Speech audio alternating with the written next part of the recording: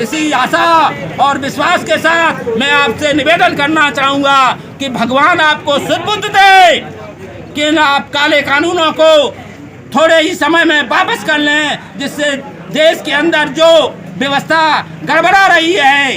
आज सारा प्रशासनिक मामला इधर से उधर है, किसान आज सड़कों पर है। वो सारे किसान अपने कार्य में जुट जाएं और प्रदेश का विकास हो, देश का विकास हो। आप किसानों को आतंकवादी कह करके कह रहे हैं कि ये लोग सड़कों पर हैं। कौन सा किसान आतंकवादी है? अरे उसके लिए तो घर से एक दिन दो दिन निकलने का समय नहीं, वो सड़कों पर क्या करेगा? लेकिन उसके सामने मजबूरी है, रोटी रोजी का सवाल पैदा हुआ है। तो ये कोरोना काल केवल उच्च वर्ग के लिए दिखाई पड़ रहा है, किसान में ऐसा कोई नहीं। अगर इससे कोई पीड़ित भी हुआ होगा तो उसकी इनकी पावर इतनी ज़्यादा है कि वो इतनी ज़्यादा मेहनत करता है। इसलिए किसी किसान को कोरोना नाम की तो मेरे समझ में कोई चीज़ नहीं आती, क्योंकि वो इतनी मेहनत करता है। आप उनकी रक्षा न करें। आप कहते हैं कि मैंने किसानों के लिए किया। आपके मंत्रिमंडल के सैकड़ों कैबिनेट मंत्री कोरोना से ग्रसित हो गए, आपने उनको नहीं बचा पाया।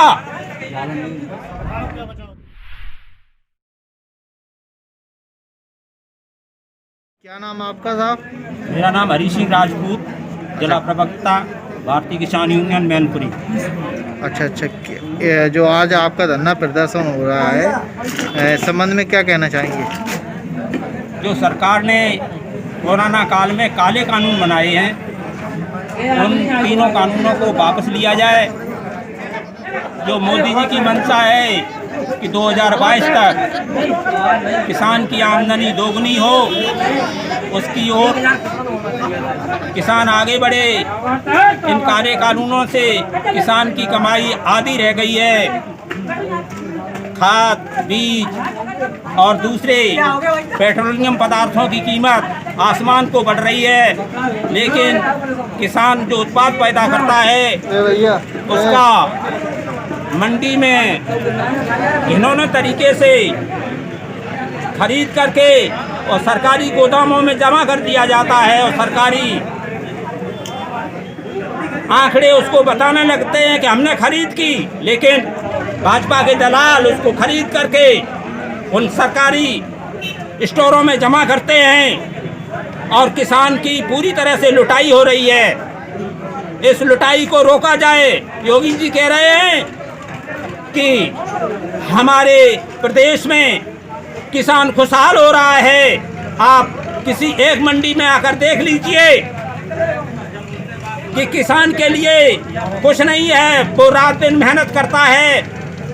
हमारे क्षेत्र में नीलगाय और सांड जो आपने एक ढिलवा दिए हैं, आपने जो गौशाला में भिजवाए हैं, उनके कान में छल्ला लगा हुआ है, लेकिन वो आवारा रूप से किसान के खेत में घूम रहे हैं। और जब किसान यूनियन उन गौशालाओं का निरीक्षण करती है तो यहाँ के प्रशासनिक अधिकारी निरीक्षण करने से रोकते हैं, क्योंकि प्रतिदिन दसियों गाय मर रही हैं। उनको कोई देखने वाला नहीं है, उनको कोई भोजन डालने वाला नहीं है। जो दलाल आपने बना रखे हैं वो केवल सरकार का खून उधर चूसते हैं, और उनका जो गाय और जो छुट्टा जानवर हैं जो रखे हुए हैं उनको कोई खिलाने वाला नहीं है। वो सड़ रहे हैं, उनमें कोई उनकी दवाई करने वाला नहीं है।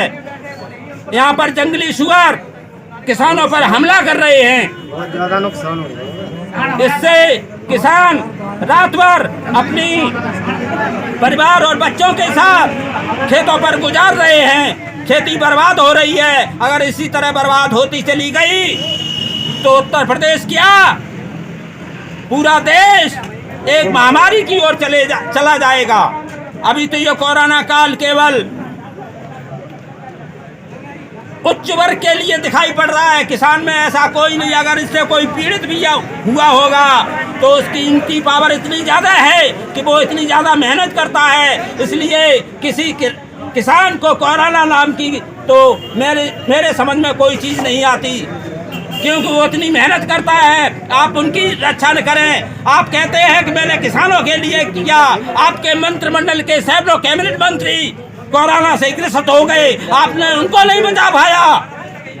मैं पुनः कहना चाहता हूँ, जो 3 कृषि कानून हमारे केंद्र सरकार ने पारित किए हैं, उसके अंदर क्या क्या खामियां हैं, मैं आपको एक एक करके गिनाऊंगा। कि मंडी के बाहर जब आपने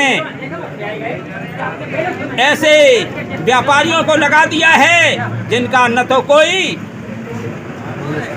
कानूनी हक है, न ही उनको कोई जो सरकार को टैक्स मिलता है मंडी से, वो मंडी टैक्स भी नहीं उनसे लगेगा। और केवल मंडी में तो ये होता है कि कम से कम 4-5 व्यापारी एक दुकान पर आ जाते हैं तो कंपटीशन होता है, लेकिन जब बाहर माल किसान का खरीदा जाएगा तो केवल एक व्यापारी होगा, वो मनमाने तरीके से किसान का माल खरीदेगा और किसान को अपने हिसाब से मूल्य देगा। हिंदुस्तान का कौन सा ऐसा व्यापारी है जो ये चाहेगा कि उसको मुनाफा न हो, तो वो अपने मनमाने तरीके से माफिक मूल्य किसान को देखा। इसलिए किसान जो एमएसपी मिल रहा है या एमएसपी से कम भी मिल रहा है, लेकिन मंडी के अंदर अभी 4-5 लोग कंपटीशन करके उसका मूल्य निर्धारित करते हैं, लेकिन मंडी के बाहर ऐसा कुछ नहीं होगा। और जो स्टोर की संभावना व्यक्त की गई है, हमारे जो मंडी एक्ट है उसमें इस कृषि कानून में ये बताया गया था कि किसान अपने अनुसार स्टोर कर सकेगा। मैं अपने प्रदेश के मुखिया से पूछना चाहूँगा, इस वर्ष जब आलू की कीमतें बढ़ रही थीं 30 नवंबर तक आलू का स्टोर किया जा सकता है, लेकिन आपने कितने घिनौने तरीके से किसान को नोटिस जारी करवा दिया। पहले 15 अक्टूबर तक, फिर 31 अक्टूबर तक अगर किसान आलू नहीं निकालता तो उसके लिए आपने नोटिस जारी करवा दिया। कौन सा कानून आ गया? आपने ही कानून बनाया था, किसान अपने हिसाब से बेचेगा, उसको ये वैधानिक अधिकार भी था कि वो 30 नवंबर तक अपना आलू कोल्ड स्टोर में रख सकता है, लेकिन अपने एक बीच में कानून, काला कानून ला दिया जिससे किसान और बर्बाद हो गया। वो तो अपने कढ़ाई के लिए आलू सुरक्षित रखे हुए था, लेकिन आपने नोटिस जारी करके ये उस आग में घी डालने का काम किया, जिससे किसान और बर्बाद हो गया। अच्छा, इस काले कानून के अंदर आप कहेंगे किसान बाहर ले जा करके कहीं भी अपना माल बेच सकता है, लेकिन मैं पूछना चाहूँगा, हिंदुस्तान के किसान, ऐसा कौन सा किसान है जिसके पास एक ट्रक माल होता है? वो तो कम से कम 4-5 आदमियों को धक्का करेगा, उसके बाद वो अपना माल लेकर के दूसरे राज्यों का और इशारा करेगा। जैसे ही वहाँ के व्यापारी को पता चलेगा कि उत्तर प्रदेश का किसान अपना माल लेकर के यहाँ पहुँच रहा है, तो वो वहाँ का दाम उसी दिन गिरा देगा। तो किसान के पास कौन सा हथियार होगा जिससे उसका वाजिब मूल्य मिल सके? उसे औने और पौने दामों पर खरीदा जाएगा। ये काला कानून वापस होना चाहिए, इसके पीछे हम नहीं हटेंगे। अगर ये काले कानून वापस नहीं होते, अरे तुमने जिनके लिए कानून बनाए हो वही लोग तो तुम्हारा विरोध कर रहे हैं, इन काले कानूनों का विरोध कर रहे हैं, तो तुमको काले कानून बनाने की जरूरत क्या है? बताओ, उन काले कानूनों की जरूरत क्या है? जिसके लिए तुमने कानून बनाए वही किसान आज सड़कों पर उतरा हुआ है। उत्तर प्रदेश के अंदर ऐसा कोई गांव, ऐसा कोई मंजरा नहीं है जहां पर आपका विरोध नहीं हो रहा, इन काले कानूनों का विरोध नहीं हो रहा। आपको हकीकत नहीं मालूम। सपा और बसपा ने भी जब इनके विरुद्ध आवाज उठाई थी तो उनको किसान ने पलट कर रख दिया। आज आप अगर आवाज नहीं सुनी तो आने वाला वक्त आपको भी उस रास्ते से हटा देगा, इसमें कोई दो राय नहीं है। इसी आशा और विश्वास के साथ मैं आपसे निवेदन करना चाहूँगा कि भगवान आपको सुदबुद्ध दे कि आप काले कानूनों को थोड़े ही समय में वापस कर लें, जिससे देश के अंदर जो व्यवस्था गड़बड़ा रही है। आज सारा प्रशासनिक मामला इधर से उधर है, किसान आज सड़कों पर है। वो सारे किसान अपने कार्य में जुट जाएं और प्रदेश का विकास हो, देश का विकास हो। आप किसानों को आतंकवादी कह करके कह रहे हैं कि ये लोग सड़कों पर हैं। कौन सा किसान आतंकवादी है? अरे उसके लिए तो घर से 1 दिन 2 दिन निकलने का समय नहीं, वो सड़कों पर क्या करेगा? लेकिन उसके सामने मजबूरी है, रोटी रोजी का सवाल पैदा हुआ है।